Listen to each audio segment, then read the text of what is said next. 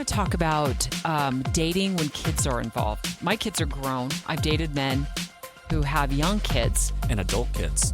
That can be kind of tricky too. They have their own opinions, as it turns out. That's true. I fear the attachments. I do fear it being too much for me because sometimes just talking to another person is too much for me.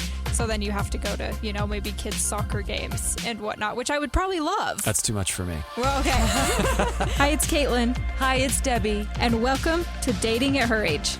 I've been looking forward to having this conversation about dating when kids are involved. My kids are adults, well into their 20s. I'm an empty nester, but I have connected with men who have very young kids, which concerns me mainly for selfish reasons, Caitlyn.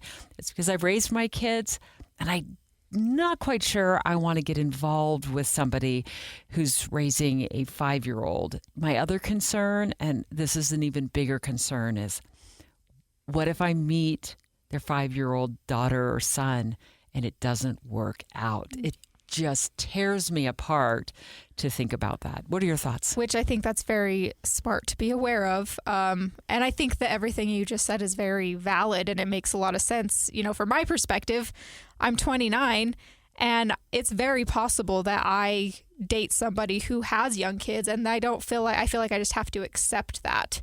And I'm not sure exactly how I would be like stepmom if it came that way. That's terrifying to me.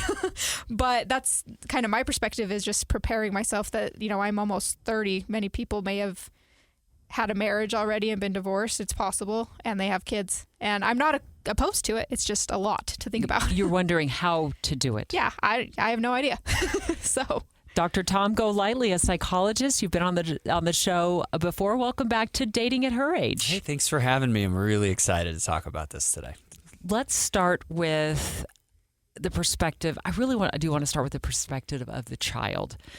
I think so often when I'm thinking about this, I do think about it from my own perspective, and I say, I'm not going to date somebody with young kids, but I am really curious about young children and adult children, what they're thinking when mom and dad are dating. And I don't want to diminish that by burying that in our episode. So let's start with the perspective of the child.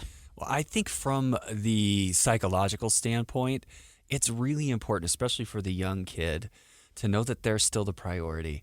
And even though, going back to all those feelings of dating and you want to connect to this person and you're so excited and maybe we even overthink every little interaction, this is one of those things we can't overthink. And it's because the child still needs to be the priority, right? We're still trying to grow a human, right? And intimacy and trust and all of those things are really, really important at those tender ages. And so keeping that child a priority still has to be a thing.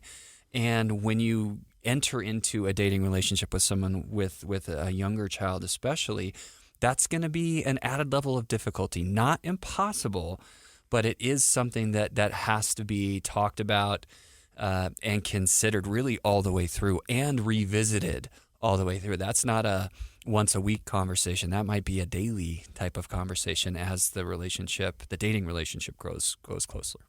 I guess my question is how soon is too soon to meet someone's kids? Going off of that, because I have a lot of friends who have kids and they date, and it's kind of red flags to me of how soon their new partner is with their kids, and I don't know. I care about those kids and it makes me nervous. So how's this for my political answer? You can do it too soon and you can wait too long. So there is this little window of, I do need to introduce this person, but doing it too quickly is a bit of a thing. And I think it is a little bit of a red flag. It's like, wow, look at my cute kid, like me. It can be a little bit of a ploy to say, care about me more because I'm in this situation, right? And so if you're rolling up to the, first meet and greet and like, hey, I brought my child with me, that might be a thing, right? I will say guys with kids are really cute and they can kind of catch my attention, but that's a lot to take on in a serious setting. Right. And going back to prioritizing the child's needs, if that person is doing that with every first date, what's that like for the child? And it's really unstable. And so How soon is too soon? I think once you know that you're starting something and that you're not wanting to see anyone else, and just at the starting points of that point of the relationship, I think that's when it's time to at least meet. And then as the person that's entering that, a big consideration is no huge grand gestures right away, right? Like, and not doing too much too soon, that this is going to take time. What research shows is if this relationship goes the distance, ends up in marriage or togetherness for a long time, it takes about 5 to 7 years to blend the family. So it's a process that you don't have to rush. And so starting it too soon or waiting too long can be a hindrance to that process. I've not had a blended family, so you made me curious just now.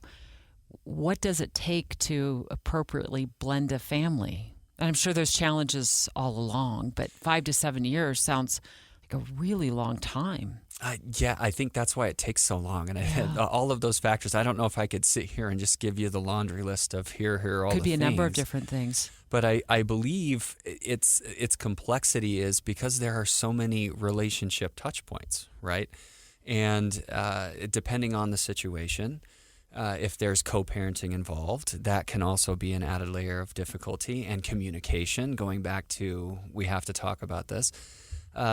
And your connection to each individual will be different. You could have, let's say there are multiple children involved. One child might really, really like you and think you're the greatest, and one child might think you are the devil, right?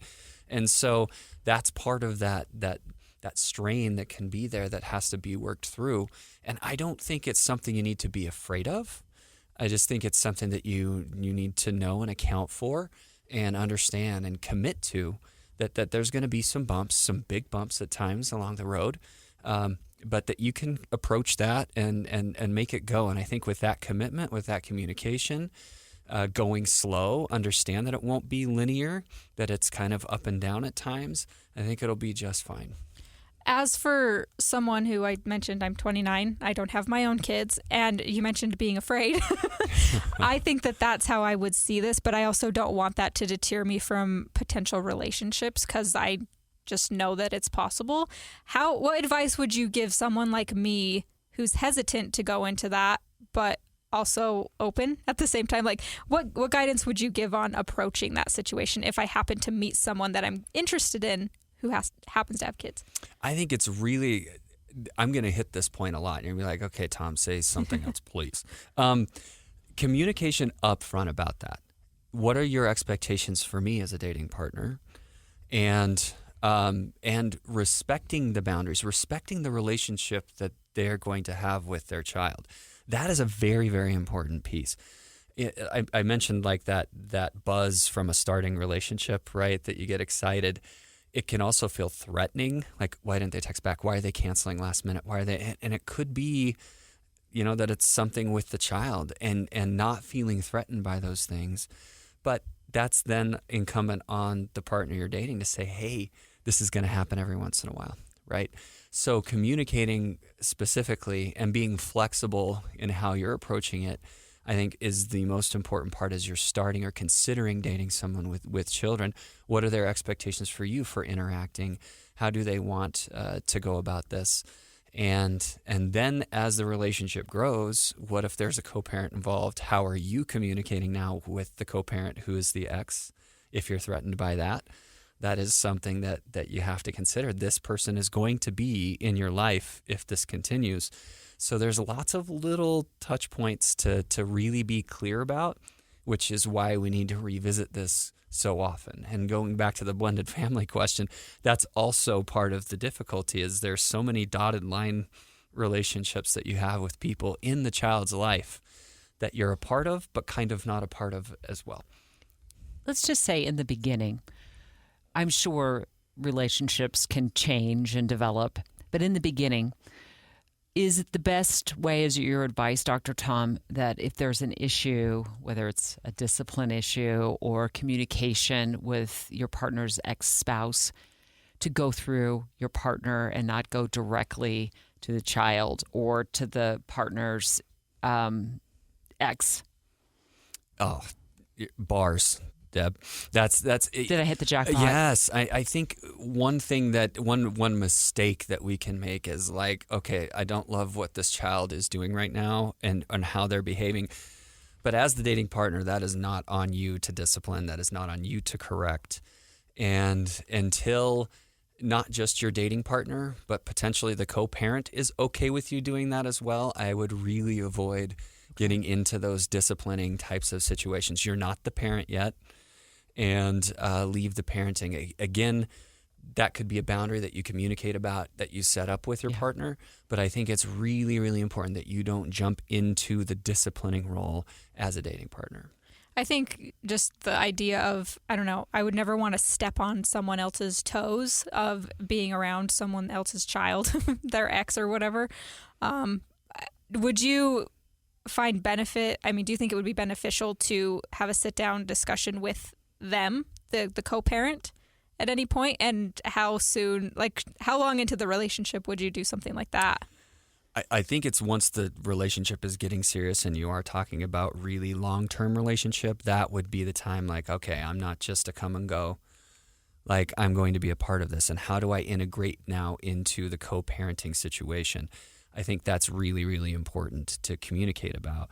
And it's just really, really, it's tricky, but I think it's important that the individual, that as you're jumping into these things, that you have a way that you're gonna go about this. We all have our thoughts. We all have observations. As we start the relationship, it's important not to overly critique your partner either, and because you're gonna be like, wow, I don't know if I love the way you're doing that. And so when you're starting to launch into that, and that's critical of the other co-parent as well, how do you integrate into the system that they're wanting, having your own style and having your own skill sets and your own passions and your own wants and desires? How do I integrate that into the system that's already set up? So it's really, really tricky when you have critiques in your head and when there's the observations that you're making, but it's you that's integrating into that. And so it's meshing what you want to bring with what's already set up. Dr. Tom, as you're talking about younger kids, and let's say the breakup happens, can you walk us through the best way to handle that if we're the parent of that younger child? When the girlfriend, boyfriend leaves the picture, you have to say something, right, to the child. Yes, and it really depends on the age.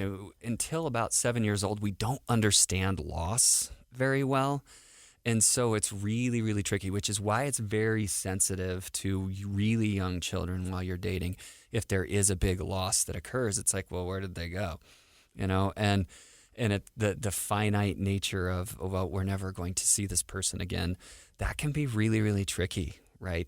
So being open with the child about that, and as the parent honoring that they're going to have a grief process, and it might take longer than yours, or it might take shorter than yours, and they might throw it back at you. They might be kind of angry, like, why couldn't you make it work, right? And especially if it's a young child, divorce, you know, it's re-highlighting some of the loss that comes from the divorce. So it can be a tricky situation, but be open about it, ask questions about it, be curious about it, and not be judgmental about how your child is handling it. But I think it's really important to approach that conversation, not avoid, and assume that they're going to be fine if you don't see anything, because there's something boiling under there if you can't see it. They just don't have the words to put into the universe. So as someone who doesn't have kids, I kind of know how to be around kids, but I do not have one of my own. I have a lot of friends who have kids. And say I get to that point of meeting the children, whatever it is. What would be your advice is the best way to approach kids in that type of situation? Like coming off too strong, because I think I would be nervous. They may be nervous. They may not care. They might hate me. I don't know. But I might have to have a mindset that they may not like me because I'm not their parent. You know what I mean? But how how should I approach that if I end up in that situation? So I think as the adult approaching that situation, it's really important to recognize that there is an entire continuum of potential responses. And if there are multiple children, like I mentioned before, you might get different areas or different spots on that continuum.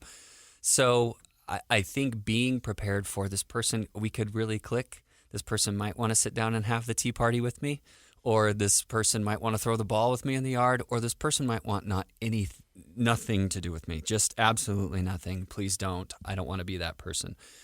I think it's really important to be sensitive and read the child and how they're interacting with you, not rush, because trust is really, really important to children.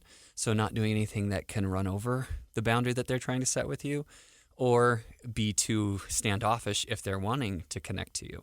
So it's really important to use your people skills. And Which I that don't can have be a ton, tricky. but- Oh, stop. I'm just kidding. I do. So- With kids, sometimes I'm like, Yes. they're very upfront sometimes, which is great, but Yes, indeed. And it is. It's a lot like if you go to a family party and there are little kids running Yeah. around. Some of them are like, hey, give me a hug, or let me sit on your lap, or whatever. And then there are others that are like giving you the stink eye, and you're like, okay, I'll give you that space. It's a lot like that, where it's just read the situation and kind of go along with what the kid, like I mentioned, it's a long process. You don't have to rush it. And to not overinterpret all of these situations. We like to think with our adult brains and say, wow, this interaction went like this. It must mean this. It's like, nope, that's a child. They probably weren't thinking on multiple levels of how they're doing this.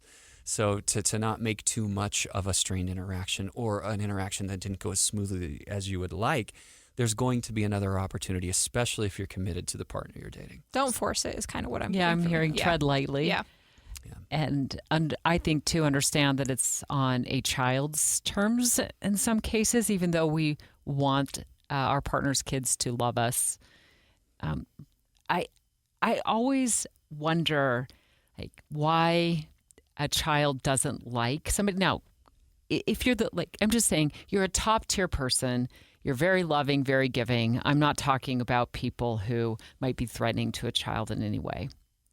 But there still can be children who resist that. And I'm almost wondering, resist welcoming this new person into their parents' life. I'm almost wondering if there is a control mechanism going on with a child, particularly if they get into their teenage years, where they feel like maybe they are losing part of their parent to this new person who's come into their mom or dad's life.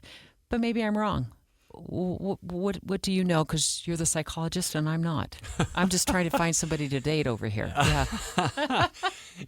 I think that is definitely one of the responses along that continuum is you're taking this parent that, and depending on how things work out and what the situation is, if let's go with divorce, they're already kind of questioning how stable relationships are, right?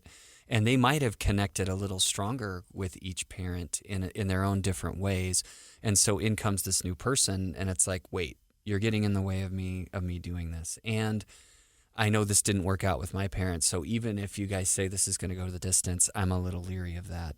And teenagers don't need much fuel to that leery fire, right? They're going to be skeptical of a lot of things. Their BS meters are huge and active and fairly accurate. So it's really, really important that you take time with the teenager. And even if you feel like you're someone who connects well at whatever age that you're interacting with, they could still be a little skeptical of you. And that's where it's important to just disarm that and not pick up on that and become defensive of, wow, I'm normally really good here. Give it time. And it's going to be just fine. Trust what you do. Trust how you interact, and it'll work out. And I also say build trust with the child. Yes. It takes time to build trust with the child. If you've just shown up, they don't know who you are. They don't know anything about you. They don't know how angelic you are, as a human. Yes. They don't even know maybe that you've raised kids. Right. They don't know that you've been down this road 3-4 times already. They don't know. They don't know what your parent resume looks like. Well, and as you were saying that, I'm like, what would it be like for me to meet a 13-year-old, let's say, who's already just kind of like, adults. Ugh, I don't need this in my life. And, entering that teenage phase, it can just be really, really tough, right? And so I think it is important to just trust yourself and have a strong, I don't want to say confidence, but just a knowledge of what's yours in that situation and what is the child's in that situation. The child is going to have to create some trust, and yours is to be open and comfortable with that. And I'm a real big fan of just naming tasks, like this is my task, but this is their task. And I'm going to be open and willing whenever they're wanting to create this with me, but I can't force them to pick up that task.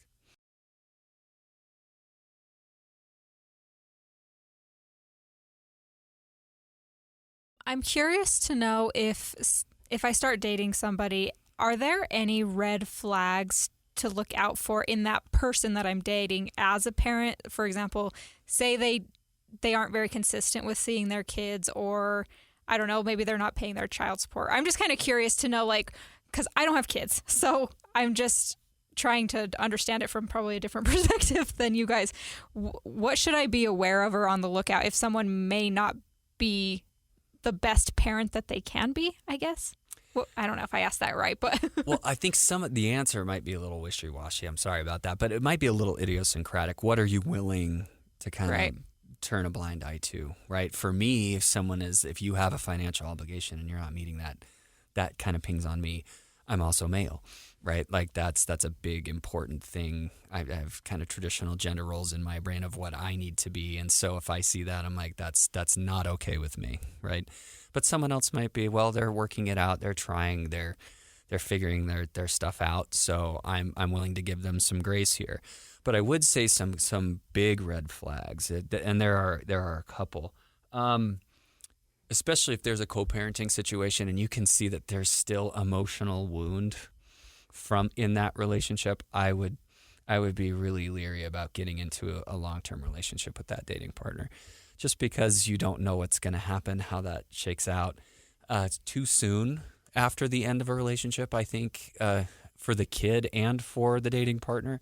That can be a bit of a thing. That's a bit of a red flag. So, you ask about a separation or a divorce, and it's relatively recent. I think that's something that you've got to be aware of. And I think grand gestures where you see some of the inconsistency or the parenting style that doesn't go well with you, that could be, I don't see you spending time with your child. You want to spend all your time with me. I don't know if that gels with me. Or you see them doing something, how they discipline their children, how they do big gestures but don't spend time. That's something that, if that's something that doesn't gel with how you want to parent, I think that's something that could be a red flag for you.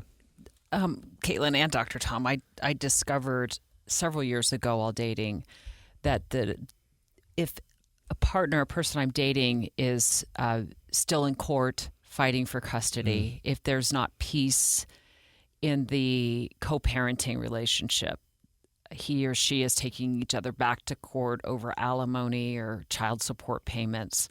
Not to say that wouldn't come up down the road, but if that's how the relationship is starting with me and this new person I'm meeting, I run. I run because it sounds very messy to me, and I've made that one of my deal breakers. If somebody is still in the midst of, hiring lawyers and dragging each other through court, I'm not interested.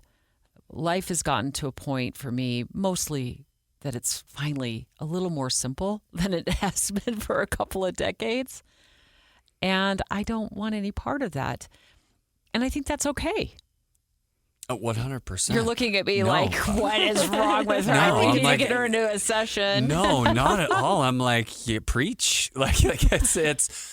So it's important, it sounds like, to know where your Yes. boundaries are going into it, and perhaps me kind of being shut down to dating somebody with young kids because I'm way out of that phase, or somebody who is dragging their partner through the financial mill in court to get a little bit more money out of it. it's okay to say that's not my thing. Yes, I think that's maybe one of the more important things. I think we mentioned like a little bit before, like how do we communicate with the child when it ends? I think it's really important that you communicate with the partner. This is too much for me. I'm not going to try to tough this out. I'm not going to try to finagle my way into being okay with this. This is too much. This is where I can't go. And that's when it's really time to have that discussion with the partner. And even if it's at the starting phases of that, like I don't want to do that. I do have friends, I'm near 50 and they're in the dating pool right now. And I think that is a tricky thing for them as they kind of look, I've raised my family. I don't want to go back to that phase. And so it is kind of as I'm getting to know people, I'm just not wanting to do that. They're still going through a divorce. I don't really want to do that. Their adult kids are intimidating to me. It's too anxiety provoking. I don't think I can manage this. All of those things are fine, but I think it is really, really important for you to know yourself in that situation, know what you are okay with and what you're open to growing into, and what you're not open to growing into. That is really, really important information for the individual. I think when you talk about that coming from my perspective, I just don't know because I have no experience in the matter of raising kids. So and something in my mind, I'm always like, okay, if you're curious about something, try it, and then you form your opinion. So I think that's where I actually am afraid of this because I fear the attachments. I do fear it being too much for me because sometimes just talking to another person is too much for me. So then you have to go to, maybe kids' soccer games and whatnot, which I would probably love. That's too much for me. Well, okay. But I mean, that would probably be down the road. Just speaking from a mom who put her two kids in soccer at age 2.5 and 3. I don't know, 3.5 and 2. They were really close. We had kids that were really close together. And they bawled on the soccer field when we got there, and they ran in all the wrong directions. Like they did not love soccer. So Caitlyn, good luck with that. I'm open to it, but this is what I'm saying. I'm just like, I have really no experience in the matter. I have friends' kids who are like my nieces and nephews. I'm a good person. You're a really good person, and you would make, just my view, personal opinion, you will make a wonderful mom. Absolutely. Because you are loving, you're caring, you care about other people, and you're not pushy. Yeah, I mean, I'm probably an anxious mom. Well, that's good though. I was an anxious mom. I was always worried about my kids' safety. I was going to say there aren't any anxious moms out there. Zero. I think that just is why I'm nervous about it though, sign. because it's kind of a lot to I get nervous about my friends' kids. If they're walking in the wrong direction, I'm like, get back here, kid. Like you're making me scared. But I think going back to the communication piece, if you just tell that partner, I don't know what I'm okay with. Yeah. And even up front, I don't know if I'm okay with that expectation or this boundary or what it is. I'm trying to figure that out. And that's something we're going to have to experience together. But then what's incumbent upon you going back to tasks is when it is too much, it's like, okay, now I know this might be my limit right here. And being able to go back and communicate about that. So it's not a bad thing that you don't know. How are you going to know until you experience it? Right. And that's what I think is really, really important is wherever you're entering in, wherever you're wanting to go, just be open about where you're at with your process and respect that boundary with your partner and in yourself. Give yourself the grace and the compassion to be okay learning and know like that's my limit. Yeah, hopefully the person I would be dating would be open to that I don't know question because that could probably push somebody away. But I think, my fear of it is I'll blow it up.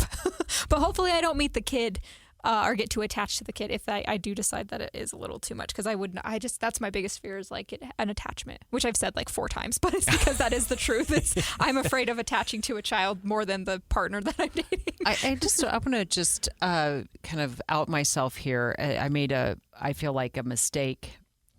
Sorry, my kids mean so much to me. I mean, kids mean so much to all of us, our children. And I made a mistake when I was dating somebody, and I didn't recognize that I was making the mistake. And my kids were adults at the time I started dating. And so I just figured they're okay, right? They're on their own. They've been raised. They have a mom and dad who loves them. We co-parent really well together. We still talk pretty much a couple times a week about our kids and how they're doing into adulthood and kind of how we can support them. So I start dating thinking they're fine. They're fine. They're off, at college and they're doing their thing and they're working, not realizing I had stopped paying as much attention to them. And I got drawn into building this new relationship to the point where my kids started to miss me. And one of my children rightfully pulled me aside and said, we feel like we're losing you in this. And I was so grateful for that conversation. And I'm sharing that because I think I was in the mindset that they're grown now, they're fine. But the reality is they were seeing mom less and less, and I was communicating less and less because I was so busy over here trying to please and get to know my new partner. That I needed to be more aware that just because they're grown doesn't mean they're good without me in their lives. Right. And I think that is so tricky. I think it's so hard. The emotional juggle of a parent, it is so all the way hard. through. As soon as you have this child in your life, regardless of dating or romantic relationships, it's okay. Like, I love this child. I'm going to do everything for this child. And you place your needs second a lot, especially in those early years and growing up. I know I've done it myself and continue to do it myself as a parent, where I have a need, but I don't care right now. Let's meet their needs and then we'll be okay. And when you're entering the dating pool, it can feel, this is where I have so much empathy for parents that are dating. It can feel like, well, am I being selfish with this? That's how I felt. And it's not selfish to have a need for intimacy. And how do I juggle that with there are other needs and other people's needs that I'm trying to meet interpersonally? Well, that's where I missed the mark. And that's a tough juggle, though. It feels like you're juggling a bowling ball and a tennis ball. And it's how do I balance that out? It's tough. I learned a lesson of it wasn't a complete oh no, I'm ruining my relationships. I was so grateful that I have such a great relationship with all three of my awesome children that they're willing to say, Mom, yes, come back. Yeah, that speaks volumes. We miss you. Yes. We miss your crazy text messages reminding us to, pay our phone bills and to text grandma happy birthday and all that. Like, we are losing you to this, and we want to make sure you're not losing yourself either in it.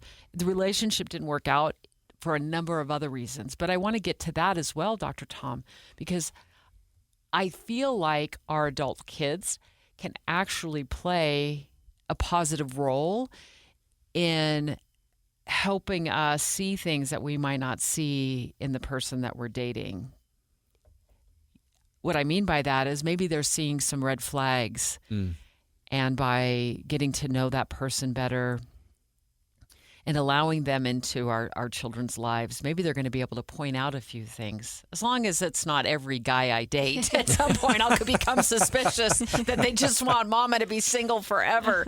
But where they are adult enough and aware enough and know me so well that they may be a component and seeing a red flag that nobody else is seeing because I've got my rose-colored glasses on. I think that going back to the needs, right? But okay, I hear that you're seeing these red flags, and I have a need to be loved and to love another, and that's hard for me to hear. Yes, it's always hard to hear. So I think that's really, really tough. And at the same time, I honor and value that opinion.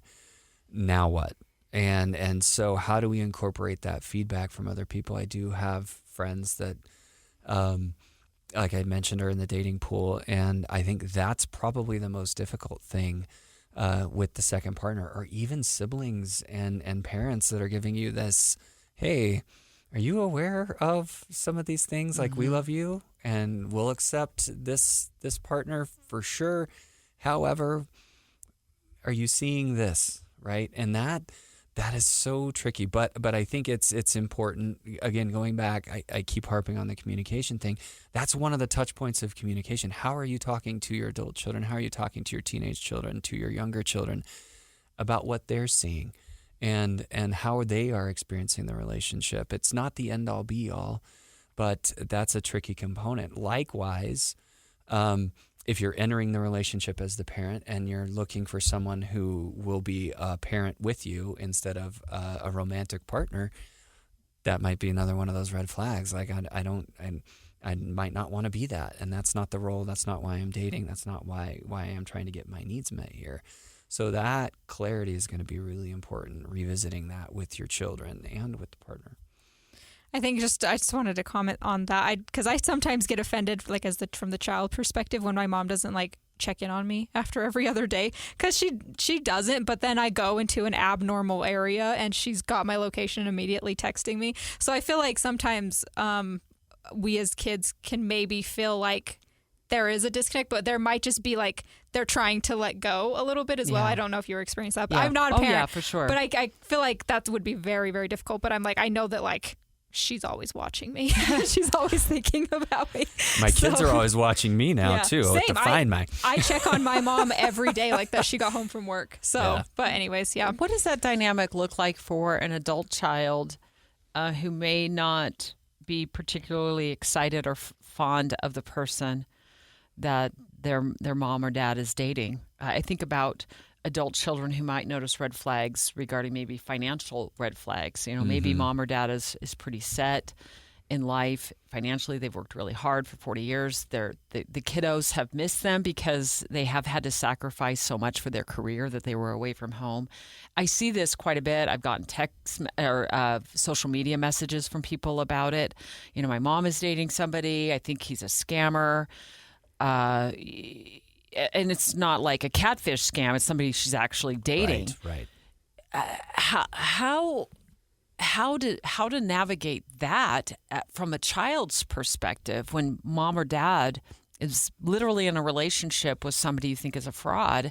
How would you suggest having that conversation? Because the older we get, the more stubborn we get. Quite frankly, that's how I feel about it. That is not my experience. But no, I'm just kidding. You're much more. I was just more stubborn flexible. right there. Yeah, right. I think it's really important to have that conversation, but not say, I think this person's a scammer. But hey, I'm skeptical. Here's why I'm skeptical. Do you show proof? Do you bring the receipts? And not necessarily the receipts. I think initially, if it escalates to that, yes, hey, I want to start a dialogue about this. Okay. Right? Because there are adult children that just aren't ever going to like the partner. Right. And it's okay. And it's just never going to be that tight bond. But it's also okay for that person to be skeptical of, hey, what are your intentions here? But I would also, as the relationship progresses, not just have that with your parent, but with the dating partner. Hey, you know what? I'm having a hard time. Here's why you might feel distance from me is I'm a little skeptical of this. And that's really hard. I don't like saying this to you. I might even feel guilty about it. But I think it's really important that you kind of highlight, here's what I'm feeling as the adult child or as the teenage child. The teenage child will have a little less skill around this. But I just be open and honest. Like, I don't want to nix this conversation and say, no, if this goes to marriage, I won't attend or anything like that. But just say, I'm concerned. I love you. I care about you. I want you happy. Of course I do. And here's a little bit of what I'm seeing. And not necessarily the receipts, but a little bit of, I observe X, Y, and Z, and this is why I see what I'm seeing. One thing that I think about, because I don't really know what I want in my life, I'm just here, but is bringing up the conversation of maybe having more kids when they already have, I say their own, they can become mine. I don't know if I'm opposed to just only being a stepmom. Maybe if I want my own children. I don't like the way I'm saying that, but biological. Yeah. It's not like they wouldn't be mine if I were to like marry this person or anything like that. But how do you navigate that? I mean, it will depend on the person, right? I don't know. It's just something that I think about. If they already have kids, they might be done. They might have too much child support. You're what I'm hearing you say, Caitlyn, is they have children. You may want to start a family with this person that you're connecting with, and how do you navigate that conversation? Yeah, that's exactly what I was trying to say. Well, I think that's a good conversation to have as you're approaching marriage in any way, right? Like what does our family look like, right? That isn't going to be independent of children that are already present, right?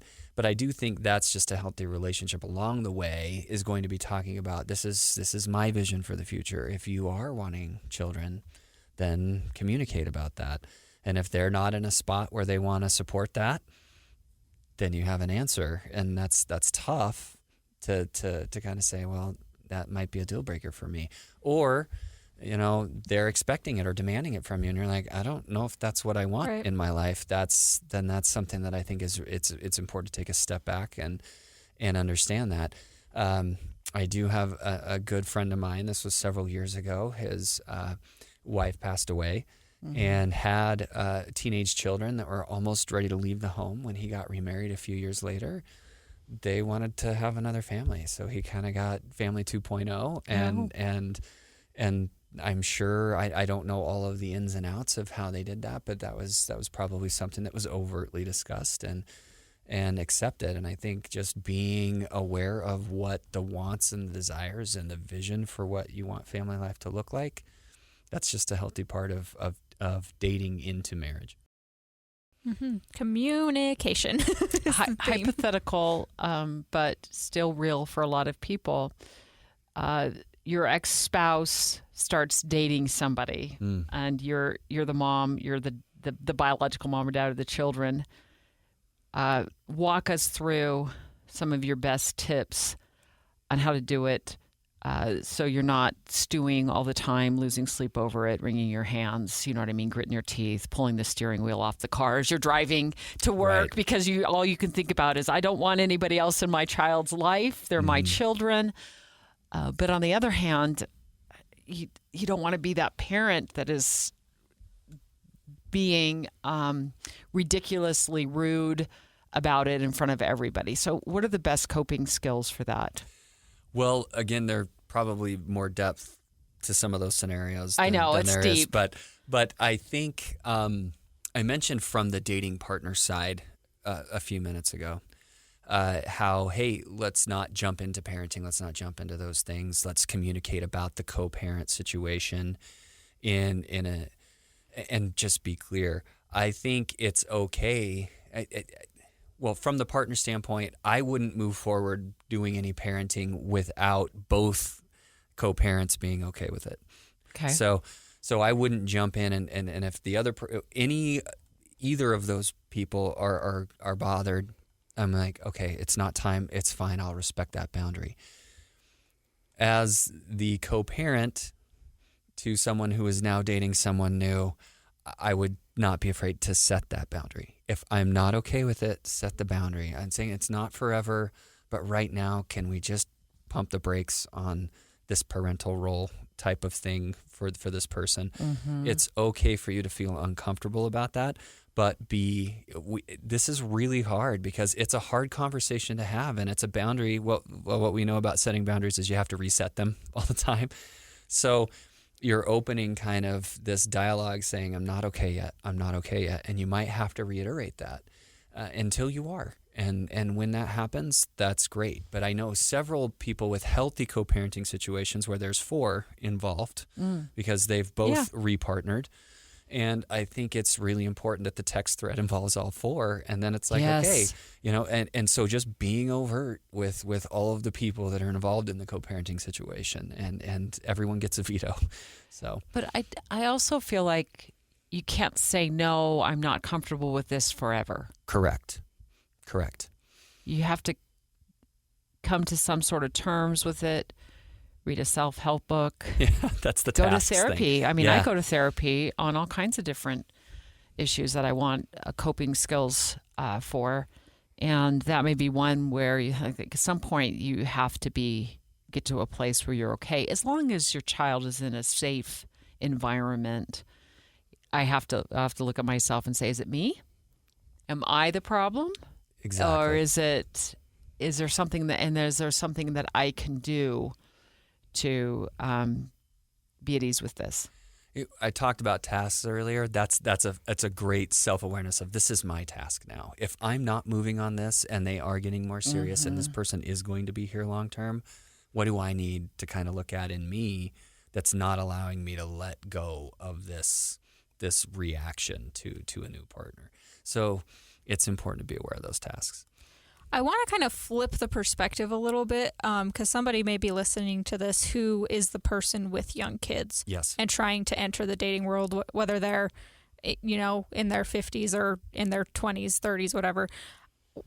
That can be very intimidating, because as we're talking about how it could be a lot for us on that side, it's probably a lot for them. And there may be concerns about just putting yourself out there and worrying about your kid, worrying if people are going to judge or kind of be pushed away because of that. What would you say to that person? So it goes back to, we were talking a little bit about feeling selfish, right?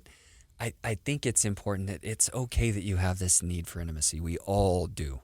Everyone does. And so when you're feeling at that point that you want to try to step back out there, it's not a selfish or narcissistic desire, right? It's just, we have need for connection. We're humans, and that's kind of one of our tasks here.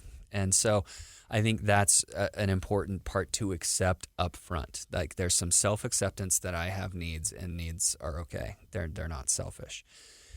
With the children, I think it depends on the age of the child. But if they're of an age where they can have a conversation about it, I think it's worth kind of saying to an 11, 12, 13 and older, I'm thinking about dating again. What do you think about this? What do you want to see? What might not be okay, right? And I think those are really, really important conversations. I don't know if someone younger than that, will be able to. Maybe 7 or 8, it looks a little bit different. It's not going to have the depth. Mm-hmm. But I think it's really important to kind of say, are y'all on board with this? I want to do. I'm not necessarily asking a question, but I want to know how you're going to experience this, or if there are any hesitancies for you. And I'm not coming in to bring another parent. Like, I know that some kids feel overparented already, but this is truly about, just being an adult and wanting to share my life with someone. So I think it's important to kind of set the stage with the children to kind of make that happen, to see like, hey, this is going to be a little bit different here in our home, and how we're interacting in my free time might be impacted as well. And probably walking in at your own pace as well, because you're probably navigating a lot of rocky waters with that as well. But I would also say be flexible. Like, you're going to want to date, and when you meet that person, you're going to want to, like, hey, just like any relationship, I want to spend time with this person. And your kids will get sick, and your kids will have things come up, and it's like, I'm going to have to cancel. And again, don't give yourself the grace. Don't hate on yourself. Don't be so self-loathing that you have to respond to the needs of your child. They still need to be a priority and maintain that spot in your life. So being flexible and giving yourself some space to have to cancel and do things that might make you look a certain way to a partner, and trust that partner is going to step up and be okay with those things. It would be really difficult to date somebody who, if one of my kids got sick, I get it, they're adults, but sometimes they still need help, right? Who was constantly pressuring me, and I'm sure it would be the same in reverse, if I had something come up involving my kids, and they just didn't accept that as a reason for, canceling the date. I do know of several people in my life who've been dating who've had to deal with this, and it's a really uncomfortable position to put somebody in when you're trying to pressure them to pay attention to you instead of what is going on in their child's life. And I would hope we're at a point as adults that we recognize that more often than not, I mean, almost all the time, the child's going to come first. Now, if you're never seeing this person because they're always with their children, then perhaps it's not the right situation for you to be in. But kids get sick. Kids have things come up. I've forgotten in the past about parent-teacher conferences at the last minute and stuff like that, you know, even though yes. What do you mean it's school picture day? What do you mean I have to leave here and come bring you an outfit? So I think, you know, dating is hard enough. Relationships are difficult enough. And then dating somebody who is constantly badgering, you know, us about our children, like, what am I going to do? There's nothing I can do, right? My kids are really important to me. Well, and kids that might have special needs, like other, you know, there's lots of things, this going back to what are you okay with? Of course, that child is going to need more from their parent. Right. And understanding that situation and knowing that if the relationship deepens, that's not going to change. It can be a little tough. And that's where the partner then coming into the parenting situation has to be flexible and understanding and not threatened by that dependence on the parent, and that there is going to be a bond and a connection between the parent and the child that you've got to be okay with. And of course, you know, you don't want to get in the way of that. So understanding that mental flexibility, it's a very important skill in general for emotion regulation, but especially in relationships, it's going to be really important in this situation. Yeah, I agree. That would be a red flag for me too if I was dating someone and they didn't have, their child wasn't number one in their eyes. And so I would be like, I have concerns with that. Yeah. So what happens to a child, like in terms a child's psychology, Dr. Tom, when you know, you pick a child up after a weekend visit with mom or dad, and then mom or dad is, you know, bad-mouthing or maybe expressing some sort of jealousy over mom or dad's new relationship to the child. I've always felt like, you know, that's kind of information that especially young children, they just should not be subjected to. But I think so often, you know, as parents, we can feel overwhelmed and maybe there's some jealousy going on. So we don't handle the situation as we should. But I'm curious what goes on in a child's brain when they're, you know, strapped in their seatbelt in the back seat and their parent is ranting about their ex-spouse's new lover. This answers the question is a little bit sideways maybe, but what research shows is that kids after divorce do better when the parents put down the conflict and they can co-parent well. And they don't do the back talking behind the back, you know, the backbiting kinds of things. That's going to be really important. So I think as that person that picks them up and they're feeling a certain way about it, that's going to undermine your child's ability to really adapt well to life post-divorce. And so being aware of that, as a parent, I'm not really wanting to invite those difficulties, those troubles, that maladjustment. That's on me then. And so I think if you're feeling that pull to use your child as the emotional buffer, as the sounding board, that goes back to that might be your task as the adult to kind of say, I need a different sounding board. And it's fine that you have that reaction, but the child can't be the one to take the brunt of your visceral reaction to this new situation.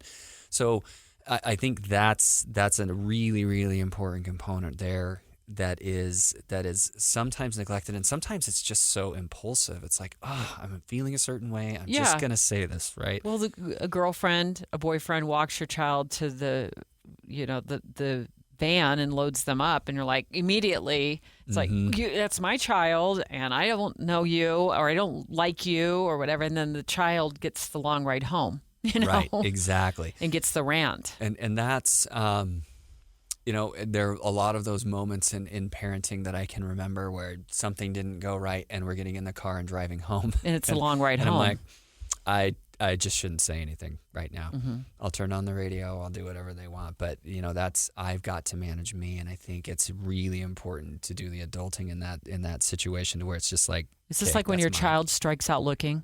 Yeah. Oh, I was just Every talking time about at that the with a bat? friend the other day. Oh, yeah. Strikes Yes, out I've been looking. there. I've been there, and I needed to probably go to therapy. Like, no more long ride homes, kiddos. You can strike out looking as much as you want. Yeah, I was specifically thinking of coaching a team and knowing that my son is right there. And like, okay, that was a frustrating experience for me Yeah. for the last hour and a half, but Yeah. I'm just not going to talk about that No. with you right now. So, Just stay quiet. So we have those moments in parenting where that's going to happen. I definitely think this is one of those that's really critical. I mean, so what if I kind of pop off about a dumb flag football game or soccer game or Right. softball game? But if it's about another person that could be in their life for a long time and Yes. will be with the co-parents going to be there always, I think that's a more critical time to like, all right, this isn't the time for me to use my child as the sounding. Well, I will say that my only advice to my son at the time was just swing the bat. Let's Well done. Yeah, since we're driving all over the valley several times a week, so you can play baseball, just swing the bat. And he did. And you know what? I want to just finish this. He did. The next time he played, he swung the bat and he got a double over the head of the center fielder. And Nice. Then the no hitting streak was ended. Very well done. Very well done. But what I don't want to do is ever do that to somebody who's, like you said, maybe in their life for a really long time. Right. And Unless there's, of course, maybe something that's bigger going on there where I'm concerned about their safety. And in that case, I'm going to have to take it to my ex-spouse. Right, exactly. And that's where that everyone has to be open. When the dating starts, all of the potential co-parents have got to be in the thread at some point, but just do it slowly, carefully, thoughtfully, not flippantly. And I think that's kind of the best model for that. I just thought of one other question because I see this a lot. Because we were talking about child psychology, it made me think when someone is bringing in, multiple partners, Yes. part-time partners, what does that do to the child? And even like how they approach relationships when they grow up? Depends on the age of the child. Right. I think the younger the child, the more dangerous that is for attachment reasons. It's just like what.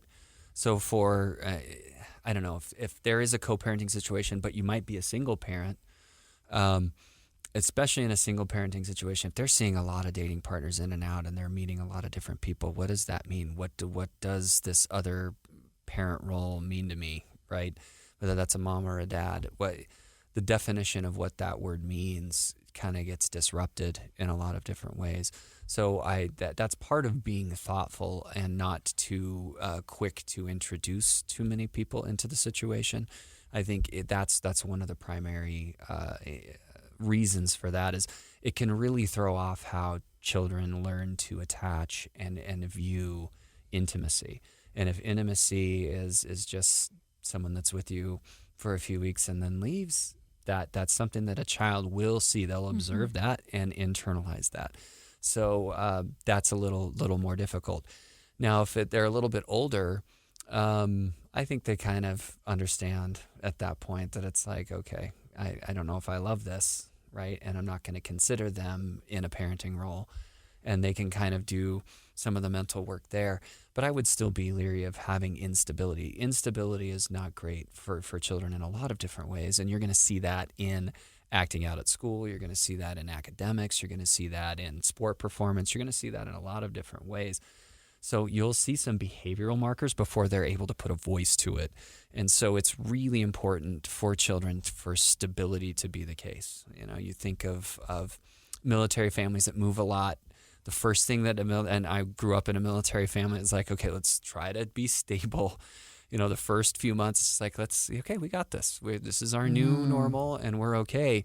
But if you're always throwing a wrench in that with someone new, that can be a real threat to stability and trusting the parent that's still there. Yeah, that's crazy for me to think about because my parents have been together forever, so I just don't relate to the, instability of that. And then I see it happening and I'm like, that would be so hard as a child. I think that's a great question, Caitlyn. I want to wrap this up, Dr. Tom, with a final question. We'll put you in the hot seat here. Oh, let's go. I'm going to swing. Meeting the kids for the first, yeah, you're going to swing the bat. That's a good thing because you don't want to see me when you don't swing the bat. Like you're meeting the kids for the first time, and let's say they're a little younger, like 10 or younger. What's the best first date for that for all the family? Is it meeting them all at once? Do I meet, his kids first, or does he meet her, or how does that look? And is it at the state fair that we go? So there's some distraction there. So give us your best advice. I think from what we've been talking about today, I think the first interaction should not be a huge 4 or 5 hour go to the state fair. No Disneyland. Yeah, probably not. Okay. Right. One, you're not going to get to see what's really going on there. Like if we're just playing fair games or we're sure, riding rides, that makes sense. But I think something short, something sweet. Let's go to ice cream and let's talk a little bit, get to know each other. You get to know me. Maybe we go to a movie together where there's not a ton of interaction, but We're all together. Yeah, we're just having a good time. Okay. Where I think that can be really, really important. And then maybe work your way up to, hey, let's make dinner together and sit down and eat and kind of slowly integrate the amount of exposure and time. I think then you're going to start to get those touch points that you want and have enough time to have little conversations with each of them. And I think that's the tough point that all parents are guilty of this. We're in a rush and we kind of do things like, okay, I got to get this done. Like, no, it's going to take time to connect to each individual in that spot. So I think it's really important to just go slow, but know that as you increase, you're going to have more touch points. You don't have to rush to the finish line here. It's a marathon, not a sprint. Awesome advice.